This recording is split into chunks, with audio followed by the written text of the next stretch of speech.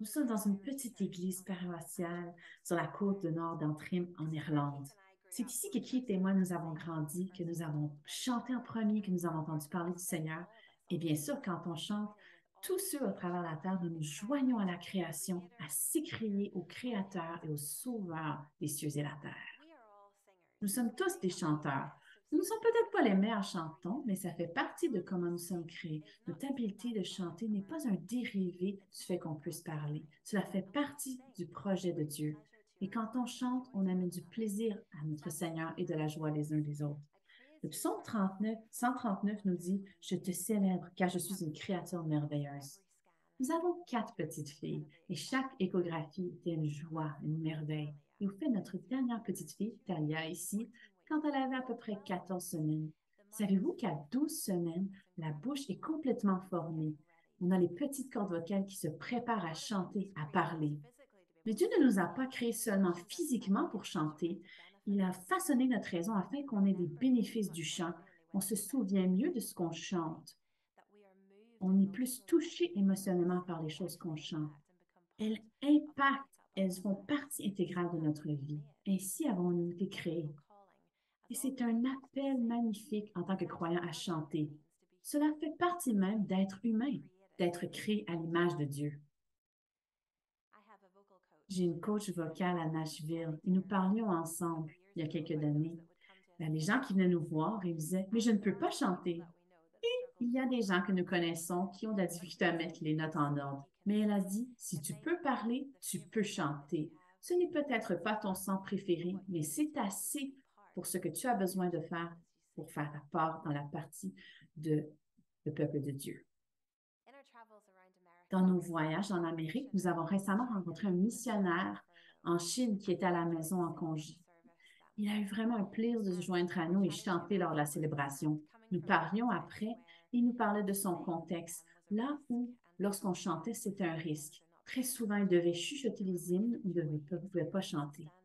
Quelle joie, quel soulagement pour lui de se tenir debout et de pouvoir chanter.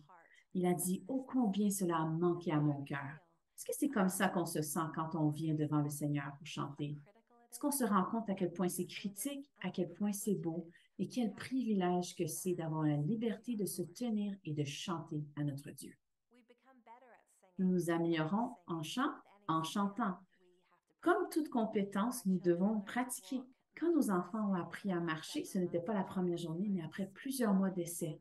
Nous avons appris à parler en faisant des petits sons tâtonnants comme ma maman pour devenir le mot maman. Nous sommes toujours en progression. C'est la même chose avec le chant. Nous développons un appétit pour, nous développons nos compétences et nous faisons de ça une quête de toute notre vie. Il y a certains de nous qui peuvent avoir des constrictions vocales, peut-être à cause de maladies ou de difficultés dès la naissance. Mais si on ne peut pas parler, peut-être qu'on peut faire les signes. C'est une façon non seulement pour l'individu de louer Dieu, mais cela amène une signification à toute la congrégation qui peut s'impliquer avec nous. Nous avons été créés pour savourer la beauté. Pensons comment nous mangeons. Nous ne voulons pas que la nourriture soit seulement comestible ou correcte. Nous voulons qu'elle soit irrésistible, qu'elle soit plaisante au palais. Et quand on parle d'écrire des chansons très proches pour moi et qui, nous ne recherchons pas seulement une belle petite mélodie ou quelque chose qu'on peut chanter, mais nous cherchons la plus belle, la plus merveilleuse des mélodies que les gens veulent chanter, qu'ils ont plaisir à chanter, se rappellent de l'avoir chantée et qu'ils veulent la chanter encore et encore. Pour le compositeur, c'est un but digne. Pourquoi est-ce qu'on ne parle pas seulement notre hymne national, mais on le chante? Quand on enseigne l'alphabet à nos enfants, on apprend chanson. Le chant, la musique vont au cœur même de notre âme, transforment nos souvenirs, notre imagination. Et quand nous créons, nous communiquons. Le psaume 109 nous dit, les cieux racontent la gloire de Dieu et l'étendue céleste annonce l'œuvre de ses mains. Le jour en donne instruction au jour, la nuit en donne connaissance à la nuit. Ce n'est pas un langage, ce ne sont pas des paroles, leur voix n'est pas entendue. Leurs traces apparaissent sur toute la terre, leurs accents vont aux extrémités du monde.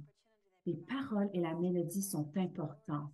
Quelle occasion pour nous de proclamer la vérité intemporelle glorieuse pour tous les gens de tous les temps afin qu'ils le connaissent. et qui eux aussi se joignent à chanter. Dieu nous a créés pour chanter non seulement seuls, mais les uns avec les autres, de chanter ensemble, de chanter comme le peuple de Dieu, comme si nous nous prenions la main, non seulement dans cette pièce, dans l'Église, mais à travers toute la terre, unis comme la communauté de Dieu, créée pour lui chanter.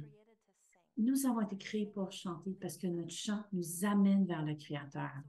Donc, quand on chante, devrait le ressembler, devrait le devrait refléter pour que les gens qui le voient l'entendent, qu'ils puissent apprendre à connaître le Créateur, qu'ils puissent venir à lui, qu'eux puissent chanter et se joindre au chant de toute la création.